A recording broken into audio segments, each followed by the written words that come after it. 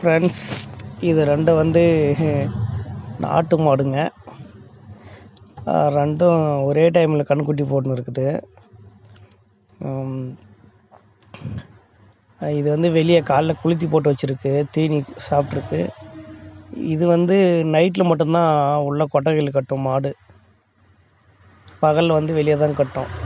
இது வந்து அப்படியே கீழே மாடு கட்டும், மேலே வந்து அட்டம் போட்டிருக்கும்.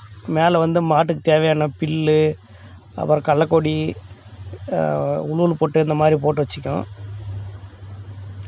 மேலே போட்டு வச்சுக்கும். பகலில் வந்து குளித்தி போட்டு பால் கறக்கும்போது உள்ளே கொட்டாயில் விட்டு கறக்கும். நைட் டைமில் உள்ளே கட்டிடும் பிடிச்சி.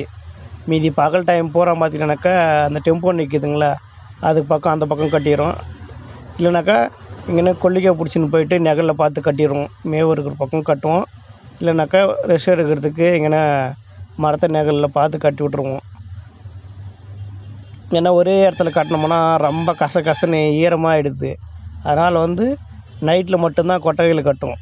பகலெல்லாம் வெளியில் தான் குளித்தி போட்டு பால் கறந்தாச்சுனாக்கா எடுத்து பிடிச்சின்னு போய் நிலத்தாண்ட கட்டிடுறோம். இங்கேனா ரெண்டும் வந்து ஒரே டைமில் கன்றுக்குட்டி போட்டிருக்கு.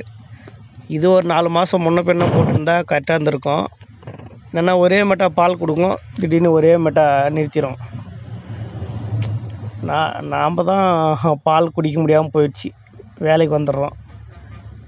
நாட்டு மாடு இருந்தும் பால் குடிக்க முடியல நம்மளால். வீட்டில் இருக்கிறவங்க மட்டும் தான் குடிக்க முடியும். இங்கே பாருங்க, ரெண்டு கன்றுக்குட்டி ஒரே டைமில் போட்டுக்குச்சு. பார்த்திங்களா, ரெண்டும் ஒரே ஈக்குவலாக இருக்குது.